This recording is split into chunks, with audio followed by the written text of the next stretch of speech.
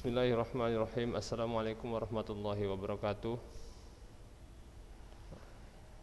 Alhamdulillahirrabbilalamin. Wassalatu wassalamu ala rasulillah wa ala alihi wa sahbihi ajma'in. Bismillahirrahmanirrahim. La yadurru ma'asmi syai'un fil ardi wa la fis sama'i wa huwas samiul alim.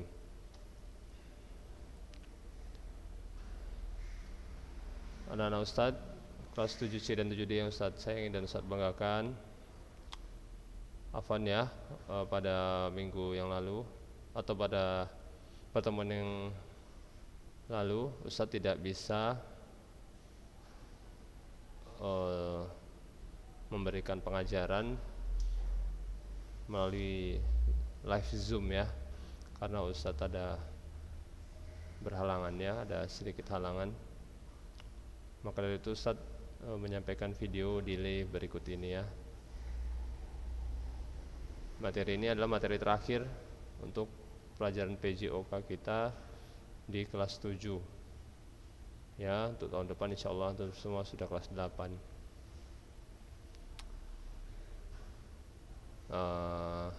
Tak terasa ya, sudah 1 tahun kita daring seperti ini ya. Tak terasa sudah seperti ini. Ustadz berharap antum semua tetap semangat belajar ya. Berdoa terus kepada Allah agar virus corona ini bisa diangkat oleh Allah Subhanahu wa taala dari bumi ya, agar tidak ada lagi ya orang yang terinfeksi, sehingga kita bisa melakukan pembelajaran tatap muka. Nah, anak-anak Ustadz, materi selanjutnya ini yang akan Ustadz sampaikan adalah tentang gizi ya, tentang gizi,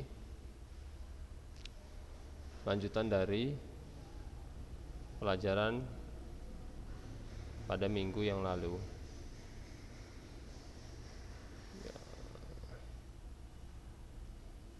Pada minggu yang lalu kita sudah membahas pengaruh gizi terhadap kesehatan ya. Selanjutnya yang akan Ustadz bahas di sini ya, yaitu tentang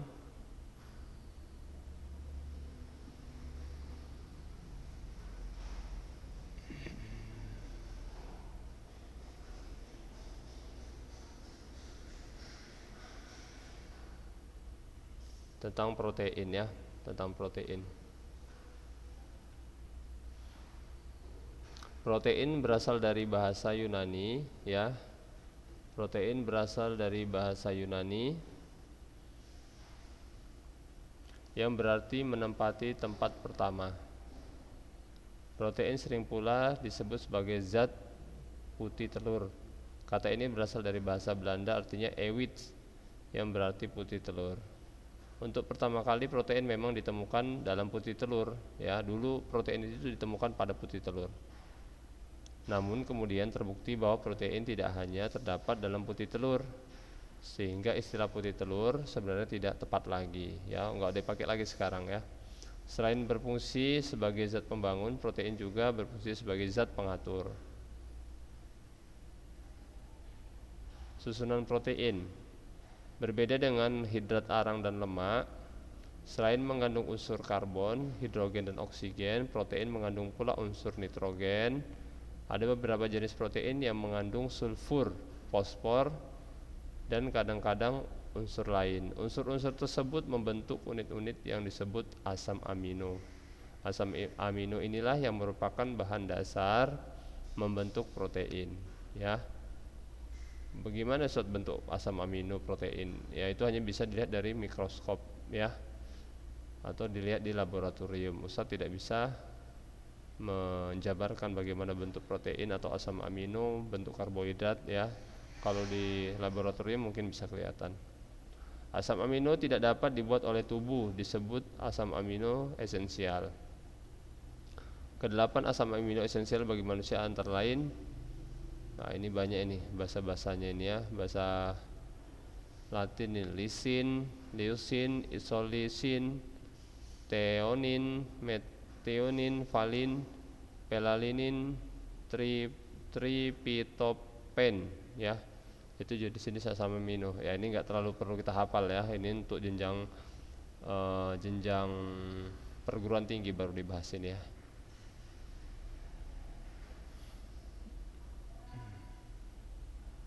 Kemudian fungsi protein. Protein itu berguna untuk 3 fungsi ya. Ada protein sebagai zat pembangun, sebagai zat pengatur, dan sebagai zat tenaga.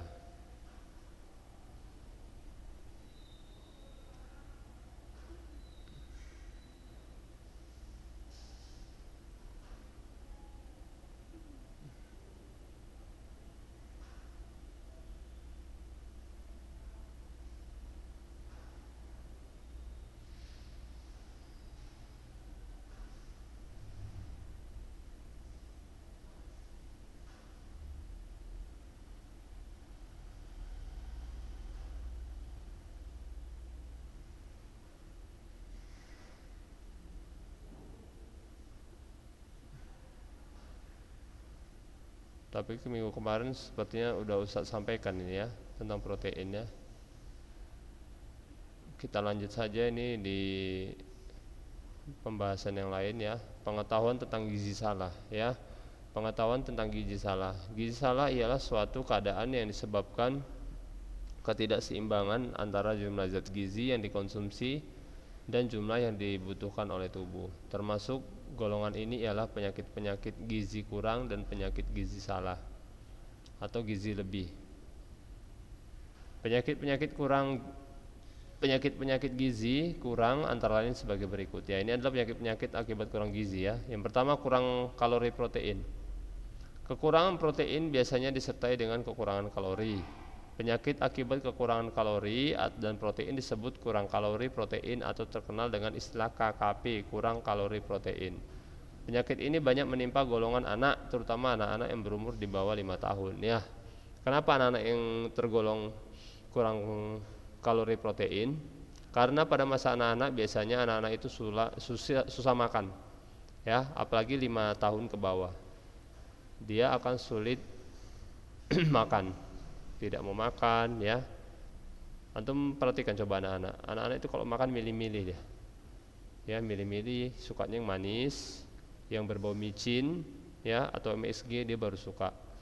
Biasanya seperti itu.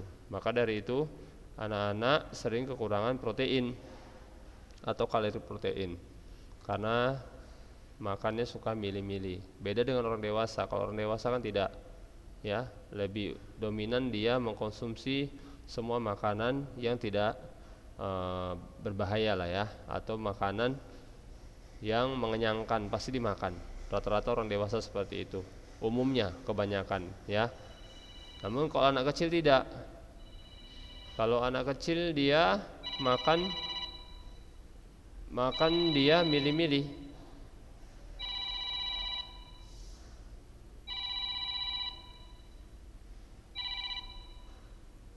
Kalau coklat baru. Nah, kalau coklat umumnya 99% pasti anak-anak mau kalau namanya coklat, manis karena dia kan. Tapi kalau makan nasi, telur, itu kadang-kadang enggak mau anak-anak. Yang mengandung protein atau daging, ikan, dia milih-milih. Nah, seperti itu menyebabkan anak-anak kekurangan kalori protein. Kemudian pada tingkat berat kita mengenal 2 bentuk KKP, yaitu kwashiorkor namanya ya, dan marasmus. Kwashiorkor terutama disebabkan oleh kekurangan protein, sedangkan marasmus terutama akibat kekurangan kalori ya. Apa sih penyakit kwashiorkor? Nah, Ustaz baru tahu ini juga, ini penyakit kwashiorkor. Yuk kita baca di sini ya. Kwashiorkor adalah penyakit yang tanda-tandanya khas. Yang pertama bengkak, terutama kaki dan tangan. Berat badan kurang bila dilihat dari umurnya. Muka sembab dan otot-otot kendor. Ya, ini berarti mengurus badannya ya. Jadi kurus dia. Kalau kurus, dagingnya enggak ada ya, atau menyusut, pasti kulitnya akan kendor. Otot-ototnya pun kendor. Tanda-tanda yang biasa menyertai ya, rambut tipis, kulit kusam, pucat karena kurang darah atau anemia, berak encer atau mencret, ya, kulit pecah mengelupas, gejala kurang vitamin A dan pembesaran hati. Nah, ini kwashiorkor ini penyakit yang membahayakan ya kalau sampai pembesaran hati ya. Kalau hati seseorang sudah terganggu, maka dia akan sulit untuk menyaring racun-racun yang ada dalam makanan, sehingga racun-racun dalam makanan itu bisa menyebar ke seluruh tubuhnya ya.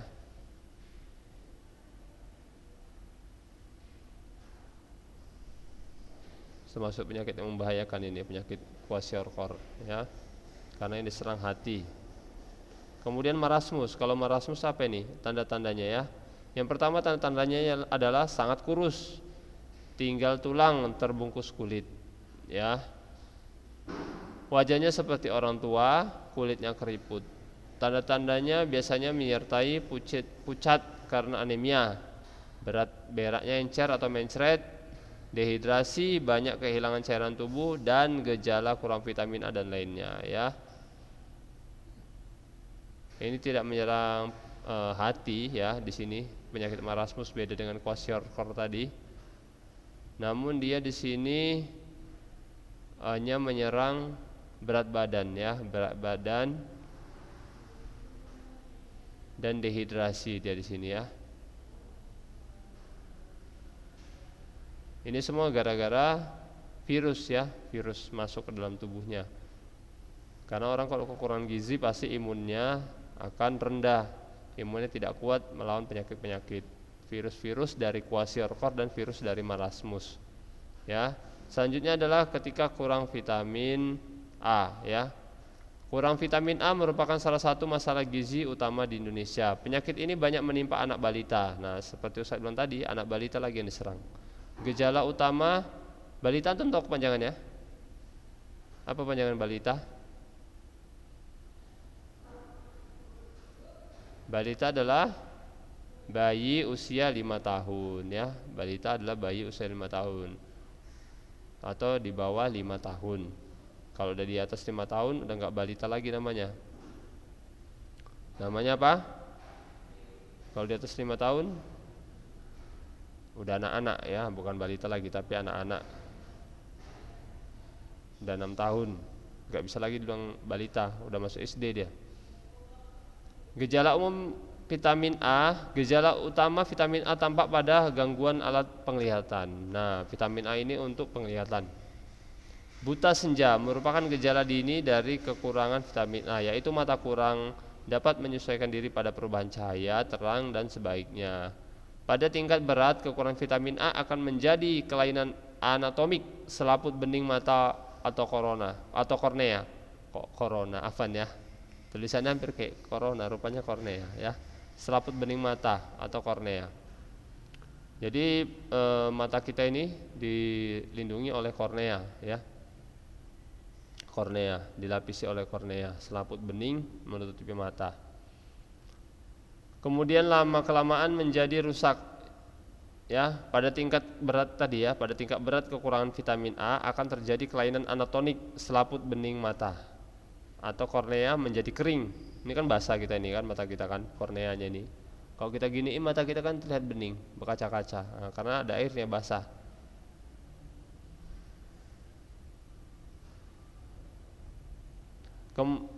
Namun kalau kekurangan vitamin A ini selaputnya bisa basah, bisa kering. Selaput bening kornea mata kita ini bisa kering ya. Kemudian lama kelamaan menjadi rusak yang berakhir dengan kehancuran bola mata sehingga mata menjadi buta. Nah, ini kalau kornea kita terganggu, mata kita bisa menjadi buta ya. Karena debu-debu, bakteri semua gampang masuk ke mata tanpa dilindungi oleh selaput bening mata atau kornea mata. Kemudian tingkat kelainan yang berat ini yang Ustaz sebutkan tadi disebut dengan keratomalasia namanya. Keratomalasia. Selain mengakibatkan gangguan terhadap penglihatan, kekurangan vitamin A akan menyebabkan juga kelambatan pertumbuhan. Ya, artinya gampang sulit menjadi tinggi badannya. Pengeringan epitel kulit, ya, pengeringan epitel kulit. Ustaz kurang tahu juga ini apa epitel kulit ya. Epitel kulit.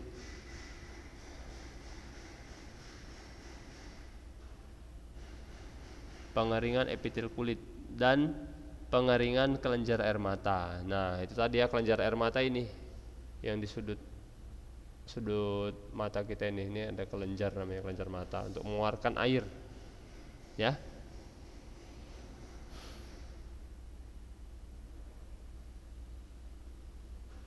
Mengkonsumsi vitamin A yang berlebihan dapat menimbulkan akibat yang kurang baik dan yang disebut keracunan vitamin A ya. Kalau vitamin A dikonsumsi banyak-banyak juga maka tidak baik oleh tubuh. Semua karbohidrat, protein, lemak, mineral, zat besi semuanya kalau dikonsumsi secara berlebihan itu tidak baik ya.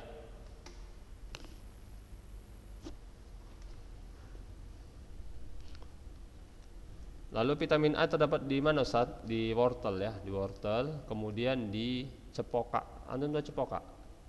Cepoka atau rimbang ya, biasanya untuk masak daun ubi. Nah, itu vitaminnya tinggi vitamin A-nya. Mengalahkan wortel atau buah-buahan yang lain vitamin A-nya. Cepoka. Nah, antum kalau ingin mata antum bagus ya, tidak mudah pakai kacamata, konsumsilah cepoka tadi atau wortel. Cepoka itu memang pahit, biasanya dicampur untuk masak singkong atau daun ubi ya. Tapi kalau Ustadz mau aja makan mentah-mentah pun Ustadz mau, ya. Karena Ustadz takut, bukan takut, nggak mau pakai kacamata. Ya, kalau mata kita ini pengen lama, agar tidak pakai kacamata, makananlah makanan yang mengandung vitamin A, ya atau sayur-sayuran yang warna hijau. Ya, sayur-sayur warna hijau, makan buah-buahan, dan jangan baca buku terlalu dekat atau jangan baca buku sambil tidur, sambil terlentang antum baca buku. Itu merusak mata. Menonton TV, melihat handphone, jangan dekat kali, nanti matanya rusak. Ya. Rusak nanti matanya kalau terlalu dekat.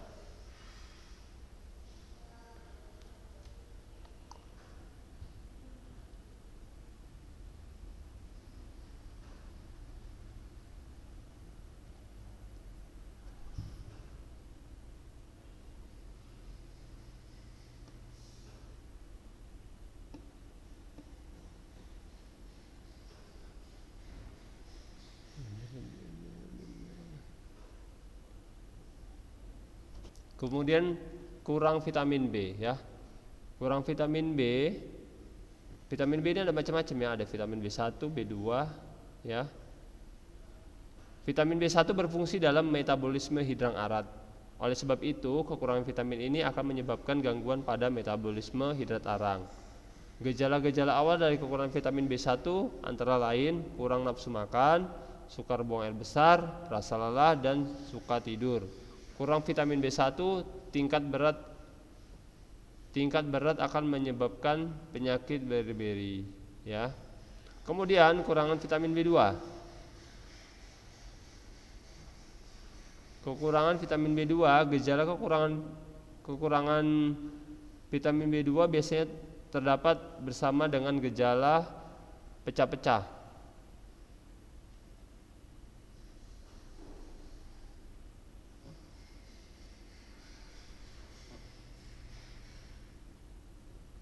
Sampai mana tadi? Oh ini, kurang vitamin B2 ya. Kekurangan vitamin B2 biasanya terdapat bersamaan dengan gejala kurang vitamin B lainnya ya. Tanda-tanda yang khas ialah bibir kering, pecah-pecah, juga pecah-pecah pada sudut mulut. Nih, sudut mulut ini maksudnya. Berengan itu ya biasanya ya.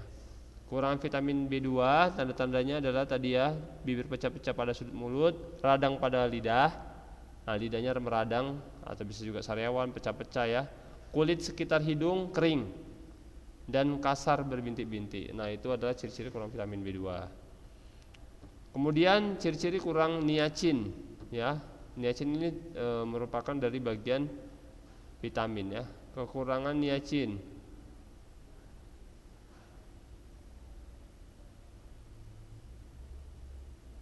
Kurang niacin ya, tubuh manusia dan hewan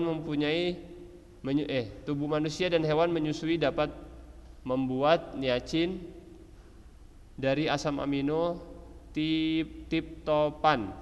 Penyakit akibat kekurangan niacin disebut dengan pellagra ya. Gejala-gejala pellagra dikenal dengan 3D, yaitu singkatan dari diare, disentri, dan demensia ya. Penyakit kurang niacin itu bisa menyebabkan diare, disentri, dan demensia ya.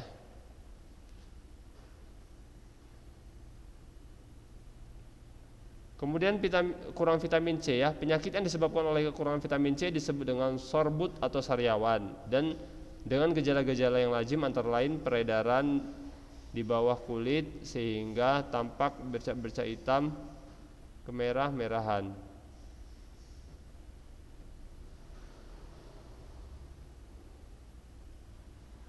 Kemudian vitamin D ya. Orang yang kurang vitamin D akan menyebabkan penyakit yang disebut dengan rachitis, yaitu kelainan-kelainan pada pertumbuhan tulang. Penyakit ini terdapat pada anak-anak yang masih kecil. Tanda-tanda kekurangan vitamin D ialah tulang-tulang panjang menjadi bengkak.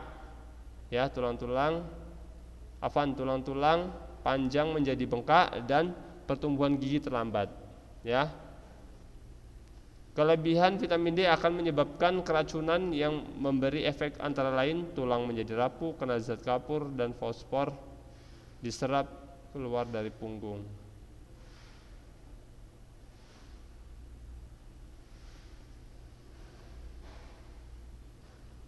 Kemudian kurang vitamin E. Kekurangan vitamin E akan menyebabkan kemandulan ya. Kekurangan vitamin E bisa menyebabkan kemandulan atau susah hamil dan kelainan pada jantung. Pengaruhnya terhadap keadaan gizi manusia hingga sekarang masih belum dapat diketahui dengan pasti ya. Kemudian yang terakhir vitamin K ya. Vitamin K diperlukan untuk pembuatan protombin, sesuatu yang diperlukan untuk pembekuan darah. Oleh sebab itu, kekurangan vitamin K akan mengakibatkan hambatan pada proses pembekuan darah. Pada operasi atau luka-luka misalnya akan mudah terjadi pendarahan ya. Kalau kurang vitamin K ya, pembekuan darah kita akan berkurang ya.